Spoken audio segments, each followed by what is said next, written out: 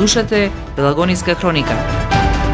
Радио Пела 96,8 FM. Настани на денот. Обвинителството во Кочани отвори постапка против 27 лица, 13 осумничени добија притвор. Засилените закани кон новинарите на социјалните мрежи мора да запрат, потенцира Сојузот на синдикатите на новинари на Македонија. Неколку долнински села во вторник и петок ќе останат без електрична енергија. Времето денеска сончево со температура до 18 степени Целзиусови. Замина зимата, започна пролетта. Урбан маркетинг. Треба да знаеш во секое време со еден клик на radiopela.mk.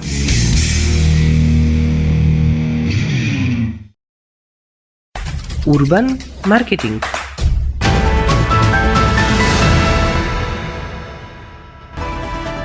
Со вас во студиото со гласовна поддршка Елизавета Филиповска.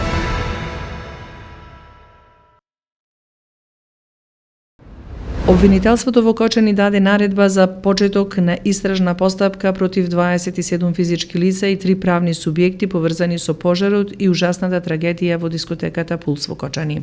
Притвор има за 13 осумничени поврзани со трагедијата во Кочани, меѓу нив е и поранешниот министер за економија Крешник Бектеши. Обвинителството и полицијата синоќа извршија и акција за приведување на лица за кои постои сомнение дека се инволвирани во пожарот.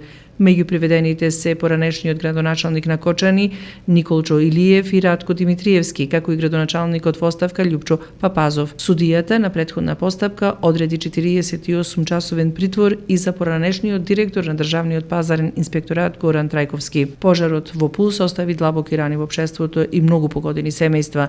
59 жртви на возраст од 16 до 48 години погребани вчера во Кочани, Штип, Облешево и Скопје. Околу 200 лица се здобија со повреди. Обвинителството во Кочани вети целосно расветлување на оваа огромна трагедија. Пораки со заканувачка содржина се испратени до неколку медиуми и поединци и во нив нема ништо наивно, велат од самостојниот синдикат на новинари и медиумски работници. Самостојниот синдикат на новинари и медиумски работници предупредуваат дека во денови на општ терор во земјава заради пожарот во дискотеката Пулс во Кочани се интензивираат заканите кон новинарите и медиумите на социјалните мрежи.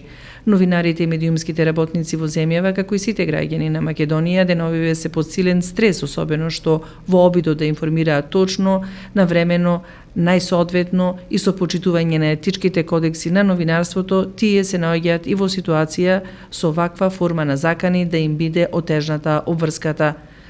Во исто време, Сојузот на синдикатите на новинари на Македонија предупредува, а случаите ќе бидат пријавени во Министерството за внатрешни работи и до основното јавно обвинителство дека испреќачите на овие пораки и коментари прават кривично дело и констатира дека новинарите и снимателите не можат и не смеат да работат под притисок. Неколку долнински села во вторник и петок ќе останат без електрична енергија.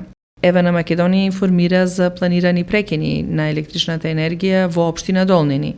Од 9 часот и 30 минути до 15 часот без електрична енергија ќе останат селата Дреновци, Допјачени, Небрегово во вторник и петок на 27 март 2025 година. Временска прогноза. Времето денеска сончево со температура до 18 степени Целзиусови. Вчера замина зимата, денеска веќе е пролет.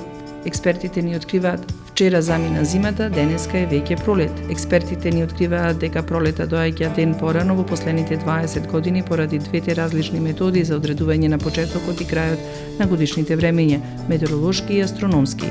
Па наместо на 21 март, како што пишува во школските книги, во последните 2 децении пролета доаѓа на 20 март. Утре ќе биде облачно, а во недела кон крајот на денот и во првите денови од следната седмица се очекуваат локални врнежи од дожд, велат метеоролозите. Временска прогноза.